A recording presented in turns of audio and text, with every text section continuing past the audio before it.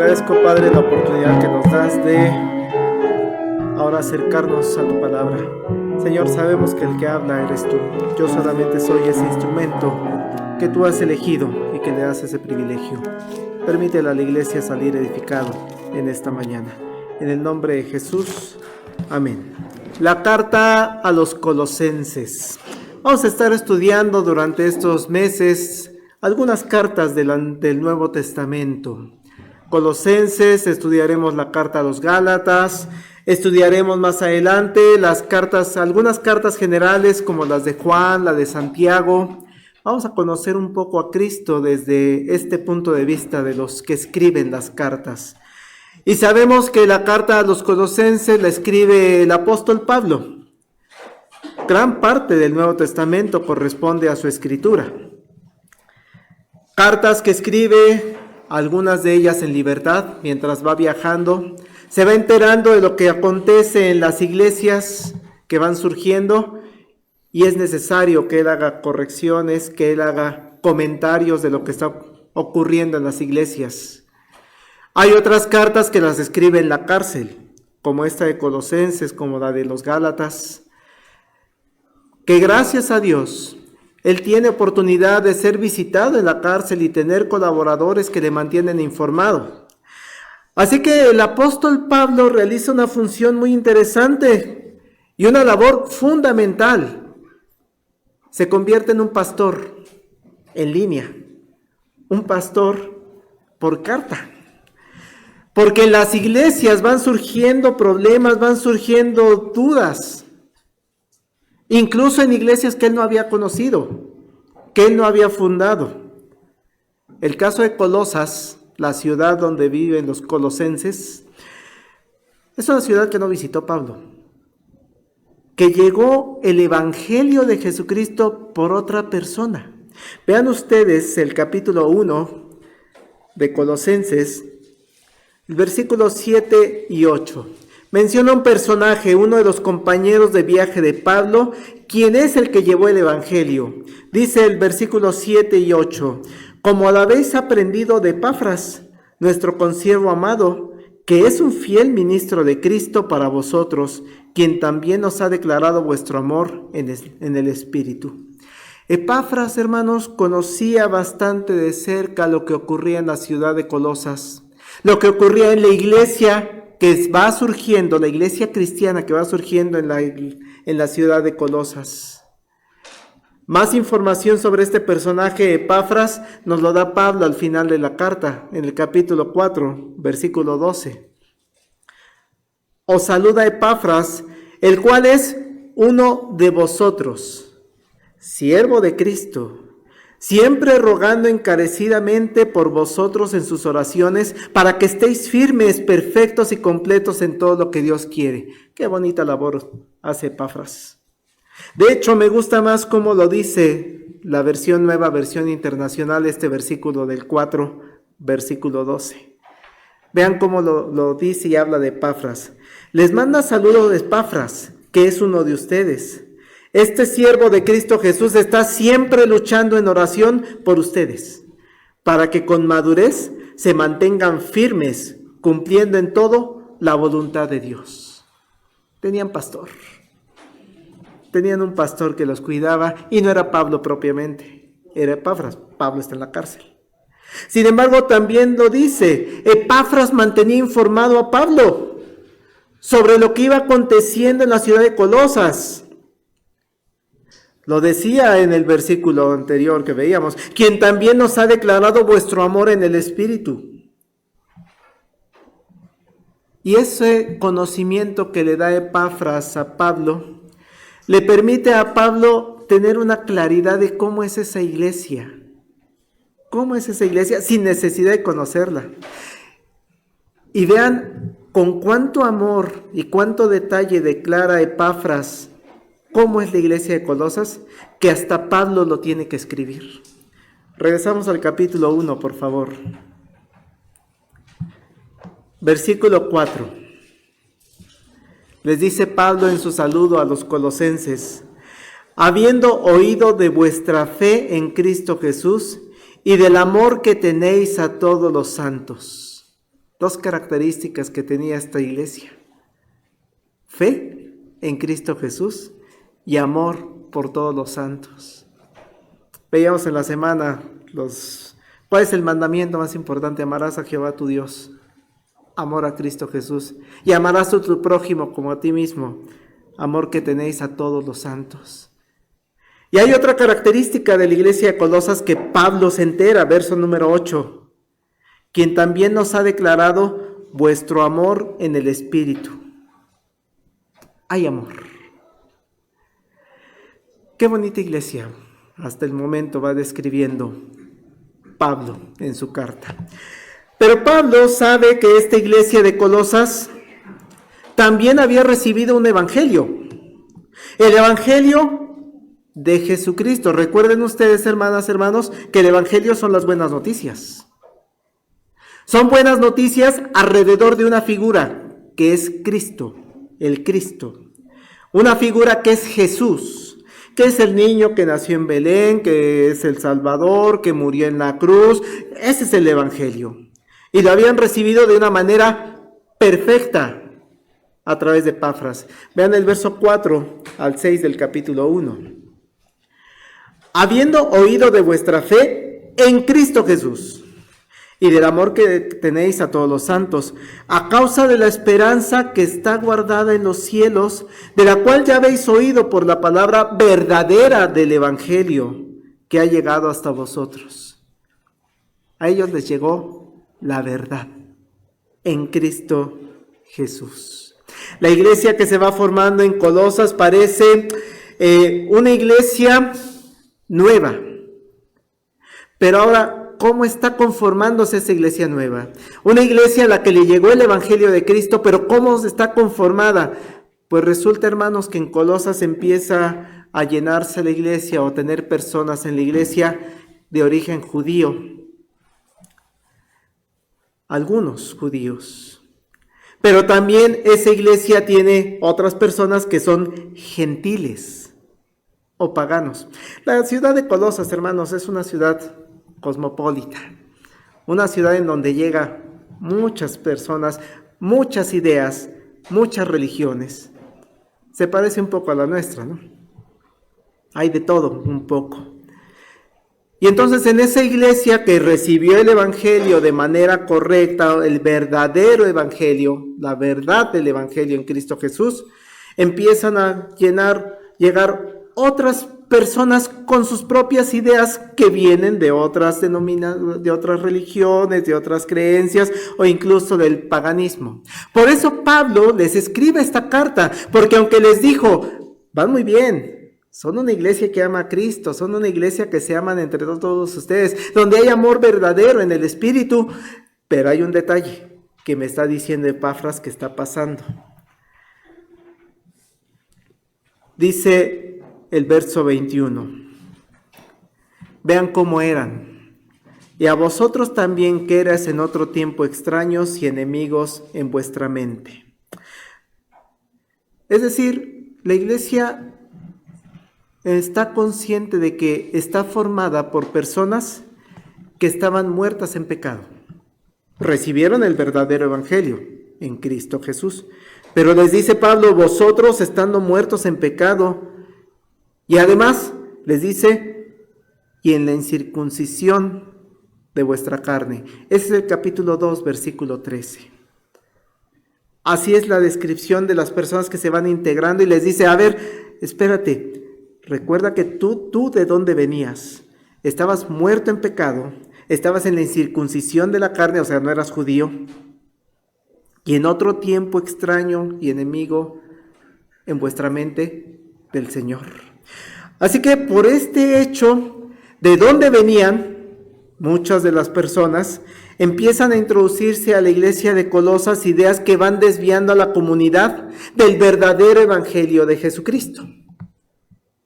Empieza a haber una desviación de aquello que se había predicado en un principio, que Epafras había llevado acerca de Cristo. Había ideas paganas, ideas gentiles, empezaban a entrar ideas judías como la de la circuncisión, que buscaban infiltrarse en medio de la comunidad y que lo que buscaban estas personas era desenfocar a la comunidad de la verdad, de la imagen de Cristo, de la suficiencia de Cristo, del centro de la fe que es Cristo. Por eso Pablo escribe esta carta. Es una carta muy cristocéntrica. En toda la carta habla de Cristo. Y la semana pasada con nuestra hermana Johannis escuchábamos. Para empezar, les dice a los colosenses, a ver, primero, Él es la imagen del Dios invisible, el primogénito de toda la creación. Es lo primero que les va diciendo acerca de Cristo. Y les da una serie de correcciones también que quisiera abordar en esta mañana, porque son ideas que podrían todavía intentar entrar en nuestras iglesias en el 2025, que intentan entrar en las iglesias protestantes, en las iglesias cristianas, donde nos decimos cristianos y nuestro centro debe ser Cristo, pero de repente entran ideas que tratan de desviarnos de esa realidad. Vamos al capítulo 2, que es el que leíamos, versículo número 8. Mirad que nadie os engañe por medio de filosofías y huecas sutilezas, según las tradiciones de los hombres, conforme a los rudimentos del mundo y no según Cristo. Voy a estar refiriendo Nueva Versión Internacional, porque el lenguaje es algo complicado en este pasaje, pero vean cómo lo traduce Nueva Versión Internacional. Cuídense de que nadie los cautive con la vana y engañosa filosofía, que sigue tradiciones humanas, la que está de acuerdo con los principios, los poderes espirituales o las normas de este mundo, y no conforme a Cristo. Y esa es una primera enseñanza en esta mañana para la iglesia Getsemaní, para la iglesia en general, hermanos. La iglesia actual debemos tener cuidado, porque hay una realidad, está siendo atacada por filosofías, por intentos de introducir principios que son ajenos a Cristo. Intentan introducir normas que van en contra de lo establecido en la Sagrada Escritura y que son muy claras para los creyentes. Y no es algo que ocurre en la actualidad, hermanos, nada más. Ha ocurrido a lo largo de la historia de la iglesia, en estos 2025 años que tenemos de historia cristiana. Podemos recordar, por ejemplo, esas filosofías, ideas extrañas, tradiciones que pertenecen a hombres, cómo se van introduciendo a la iglesia, cómo se van agregando esas enseñanzas y se vuelven incluso dogmas de fe. Lo siento, pero aquí se cree esto. Esto es lo que vamos a creer. Y está bien, los dogmas son buenos, hermanos. En nuestra doctrina presbiteriana decimos, nosotros creemos esto. Para eso es catecúmenos. Les enseñamos lo que nosotros creemos. El problema es cuando el dogma no está basado en la Escritura. Ahí es el problema. Cuando son dogmas, tradiciones de hombre. Ejemplos. A lo largo de los años en la iglesia cristiana empezó a introducirse, por ejemplo, el Papa es infalible. La imagen acerca de la Virgen de Guadalupe, o bueno, la Virgen María, ¿cómo se llama? Inmaculada Concepción de Jesús, María siempre Virgen, ruega por nosotros. Cuestiones así no son bíblicas. No son bíblicas. Empiezan a entrar en la iglesia y cuando decimos, es que no es así, no lo dice así la Escritura, lo siento, así lo venimos haciendo desde hace muchos años. Por eso no es nada extraño, incluso en las iglesias cristianas, hermanos, escuchar, pastor, es que en esta iglesia las cosas se han hecho así desde que se fundó. Las luces se prenden de atrás para adelante, pastor. No, se equivocó, las prendió al revés. Así las hemos prendido toda la vida. En la iglesia protestante también hay dogmas introducidos por seres humanos que no son bíblicos. En otros sermones he puesto el ejemplo que escuchaba en un programa. Un pastor que llegó de invitado a una iglesia a predicar y le dijeron, oiga pastor, ¿nos ayuda a bautizar a un pequeño? Claro que sí, no hay problema, vamos a bautizarlo. ¿Sí? Nada más de que le vamos a pedir que cuando sea el momento del bautizo, muestre esta flor blanca que simboliza la inocencia de este niño. El pastor se quedó, ¿por qué? ¿Por qué se hace eso? Es que en esta iglesia así hacemos esa tradición, esa flor blanca, porque los niños son inocentes. Y les dice el pastor, no son inocentes, nacen con pecado. No hay justo, ni aún uno. Pero es que, ¿qué ha hecho, pastor? Es que ahí entramos en cuestiones de análisis de la Escritura. No hay justo ni aún uno. No es inocente. Es culpable desde el nacimiento. Pero es que así lo hacemos aquí.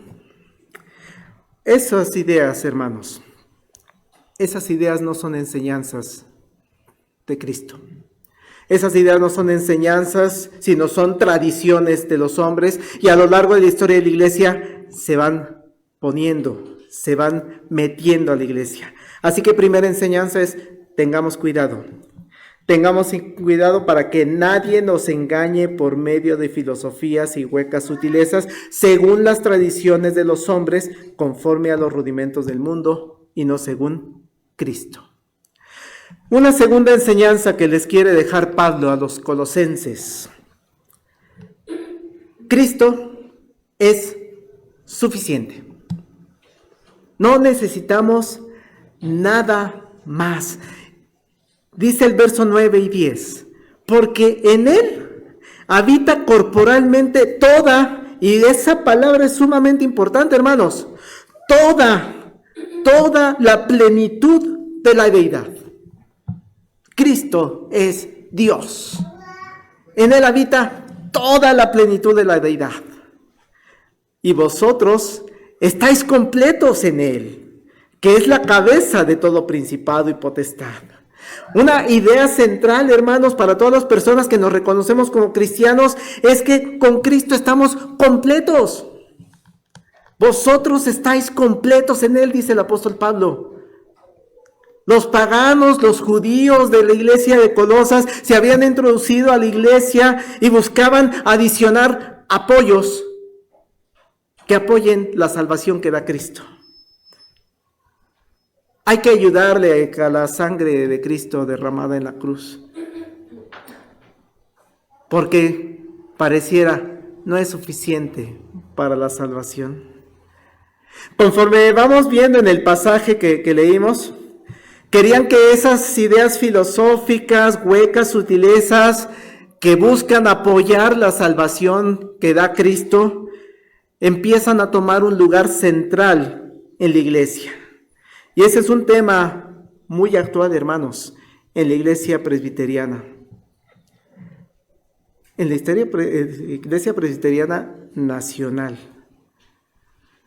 No sé si sepan, hermanos, que nosotros somos presbiterianos reformados.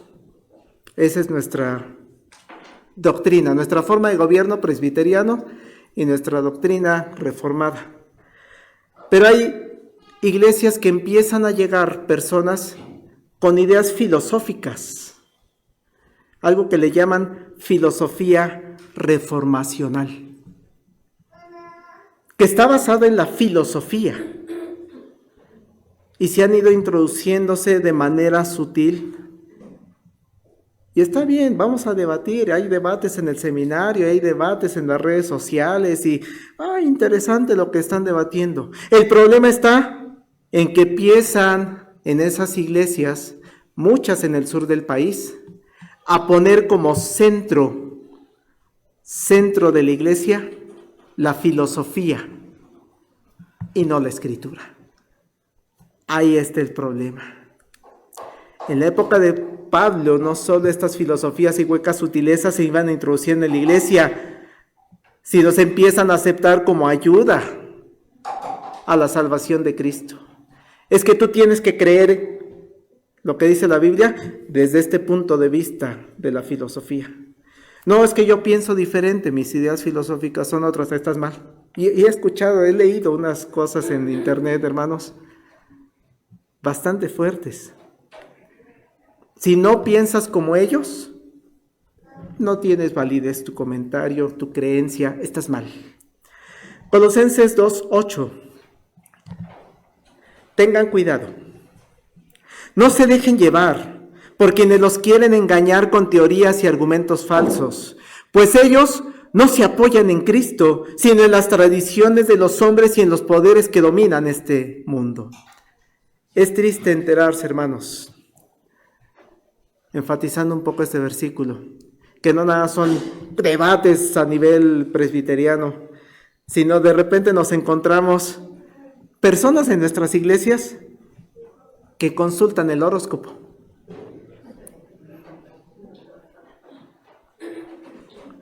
Que creen en cuestiones místicas como el aura, el karma.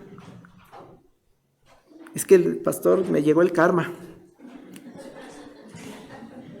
Espérate, eso son ideas esotéricas de otro. Incluso habrá quienes acuden al tarot, a la lectura de las cartas, a la lectura del café. Hay nada más para saber, nada más para estar seguros. Hermanos, Cristo es suficiente.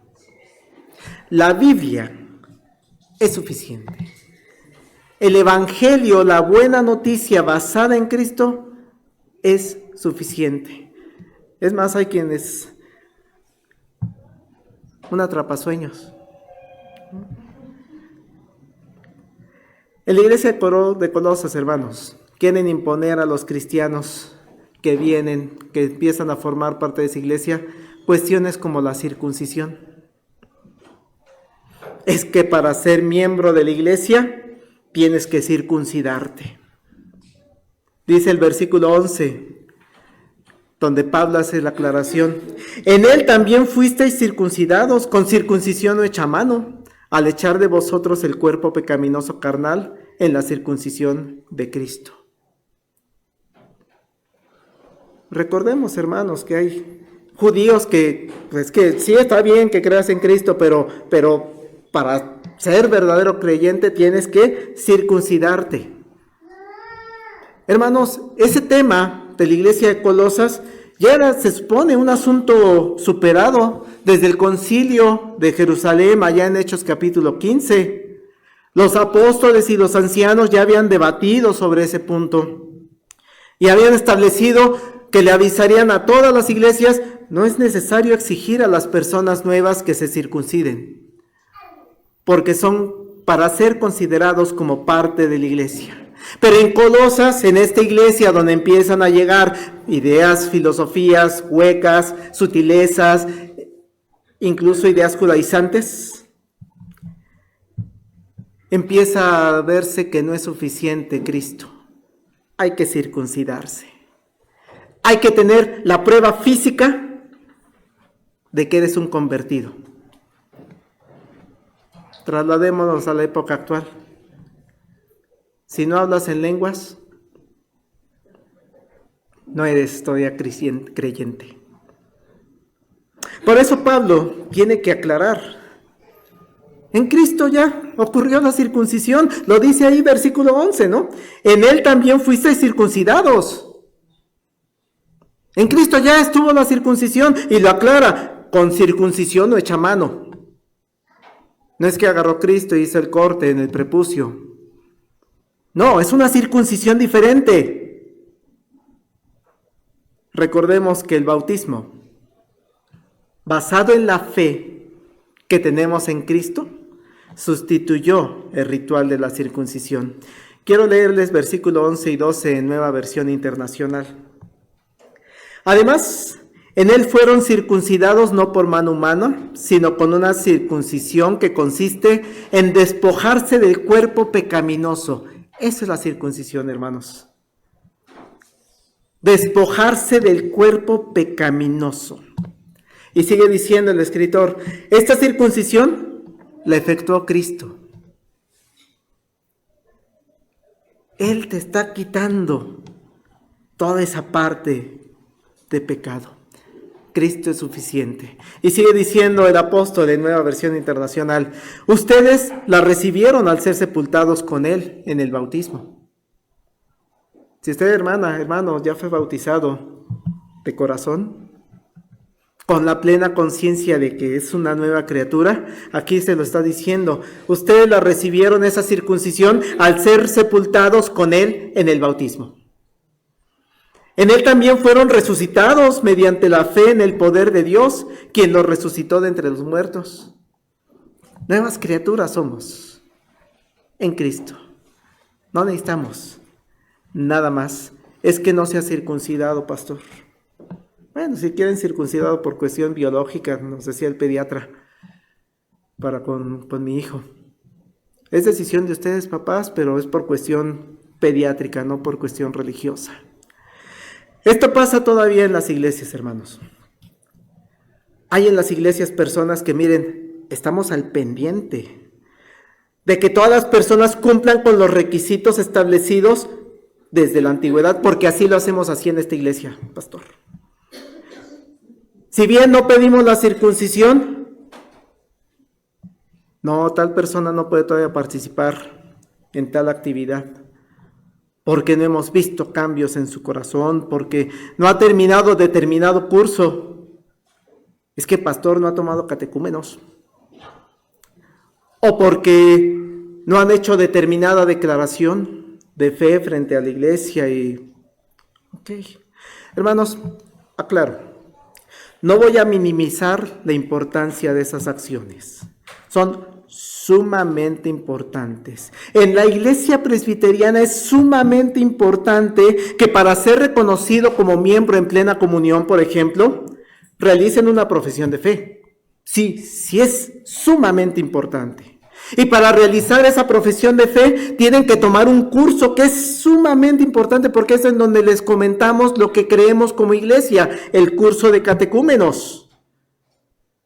Sí, es sumamente importante, lo repito. Y una vez recibidos como miembros en plena comunión, pueden participar de manera activa en la iglesia. Pueden incluso ser reconocidos como líderes de la iglesia. Los pueden invitar a formar parte de las directivas, de los cuerpos ministeriales. Pueden participar incluso a votar por los ancianos, los diáconos, por el pastor. Pueden participar de manera activa en los sacramentos. Eso es muy importante para mantener la salud de nuestras iglesias. Y es muy sano observarlos. Pero quiero ponerles un ejemplo. Un ejemplo que en su momento, cuando tomé el curso de anciano de iglesia, se lo planteamos a a nuestro pastor que nos estaba dando el curso. Oiga, pastor,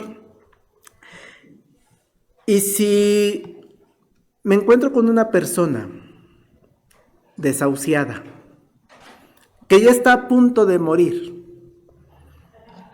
y me pide ser bautizada, o me pide, ¿puedo participar de la Santa Cena?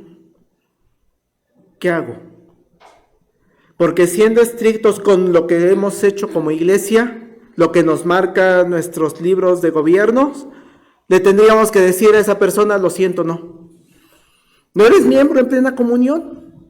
No te puedo bautizar, no te puedo dar la Santa Cena. No has tomado el curso de catecúmenos. Hasta que lo termines son 6 meses más o menos que tienes que tomar el curso. No has hecho tu profesión de fe, no te has venido a parar aquí a hacer esa declaración. Es más, no te has circuncidado. Suena algo así. Por lo que cuando termine todo ese trámite, hablamos y te damos acceso al sacramento. ¿Qué temas tan delicados? La persona que murió junto a Jesús no tomó catecúmenos. No tomó. Hay que tener cuidados. Dice el apóstol Pablo a los colosenses, esta circuncisión la efectuó Cristo. No es que no sea importante seguir los reglamentos. Soy de los principales promovientes de apegarnos a las reglas. Pero lo que es importante para las personas es que se observe cambio en el corazón. El que murió al lado de Jesús tuvo un cambio radical. No le dio tiempo de mostrarlo, pero sí tuvo un cambio interno que el Señor le dijo, hoy estarás conmigo en el paraíso. Así que si está muriendo y tiene esa necesidad espiritual, no le voy a contestar, no has tomado catecúmenos, no te has circuncidado. Además, en él fueron circuncidados no por mano humana, sino con la circuncisión que consiste en despojarse del cuerpo pecaminoso. Pero son excepciones. Es decir, comercial, ya vamos a iniciar catecúmenos, hermanos. Les avisamos. Cuidemos entonces de ponerle más importancia a los rituales que a los cambios internos en las personas. Cuidemos de siempre buscar dar apoyo espiritual por encima de toda la tramitología, esas sutiles filosofías, tradiciones que vienen de hombres. Una última acción que estaba ocurriendo en la iglesia de Colosas con esas filosofías y huecas sutilezas, que venía también de las tradiciones de hombres, es que Cristo no es suficiente y no es único. Vean versos 18 y 19. Nadie os prive de vuestro premio, afectando humildad y culto a los ángeles, entrometiéndose en lo que no ha visto, vanamente hinchado por su propia mente carnal, y no haciéndose de la cabeza, que en virtud de quien todo el cuerpo, nutriéndose y uniéndose por las coyunturas y ligamentos, crece con el crecimiento que da Dios. Ahora voy a leerlo en Dios habla hoy, que creo que es un poquito más claro el lenguaje.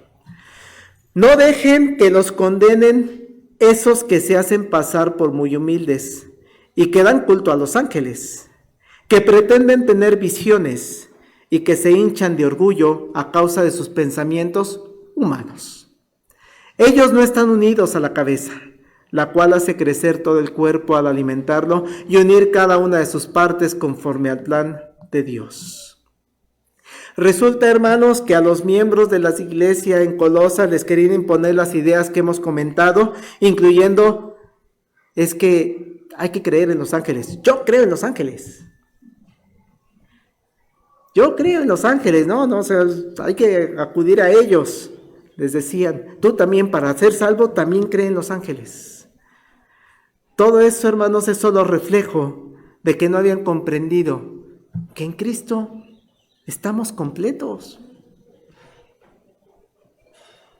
No hay por qué entrar a Él, porque en Él habita corporalmente toda la plenitud de la deidad. Vosotros estáis completos en Él, que es la cabeza de todo principado y potestad. ¿Para qué acudes con los ángeles? Si Cristo es la cabeza de todo principado y potestad. Él es la cabeza. Así, hermanos, Pablo les da palabras de apoyo a los colosenses, palabras de apoyo a todos los miembros de la iglesia de Colosas, y que son palabras de apoyo para usted y para mí también.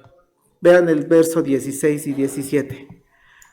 Por tanto, nadie os juzgue en comida o en bebida o en cuanto días de fiesta, luna nueva o días de reposo, todo lo cual, y vean bien, hermanos, es sombra de lo que ha de venir, pero el cuerpo es de Cristo.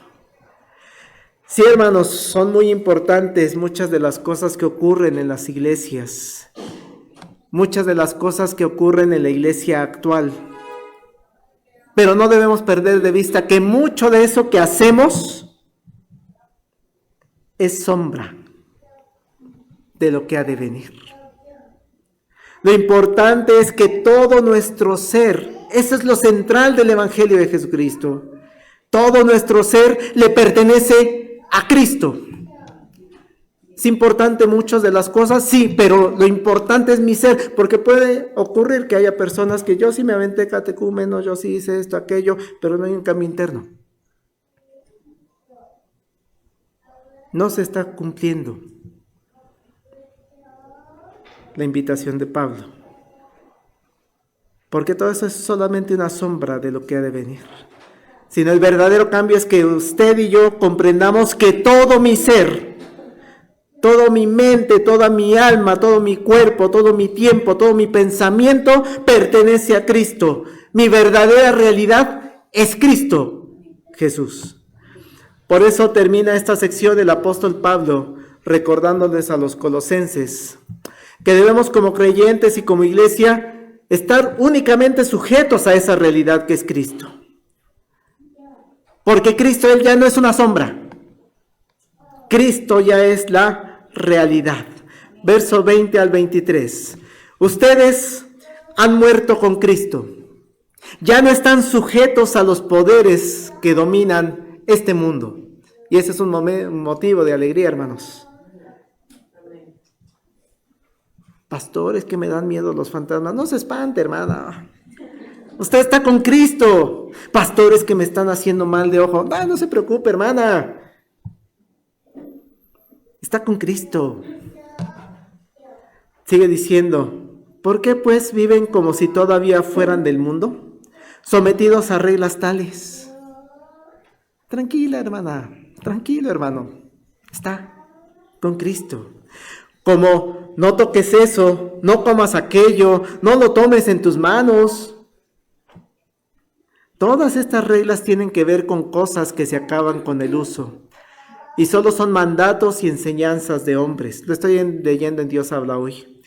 Es verdad que tales cosas pueden parecer sabias porque exigen cierta religiosidad y humildad y duro trato del cuerpo, pero son cosas que no honran a nadie, pues solo sirven para satisfacer los deseos puramente humanos. Duras palabras del apóstol Pablo, pero necesarias. Los colosenses las necesitaban. La iglesia actual también necesita recuperar esa visión cristocéntrica. Así que concluyo. Pidamos como iglesia mucha sabiduría para caminar por este mundo que estén tratando de introducir filosofías, huecas sutilezas, tradiciones de hombres. Pidamos mucha sabiduría para nunca perder la centralidad en Cristo, en la piedra angular de nuestra creencia, que es Cristo, y es sobre la que se edifica nuestra iglesia. No necesitamos agregar nada más. Todo lo demás son sombra de Cristo. En Cristo estamos completos.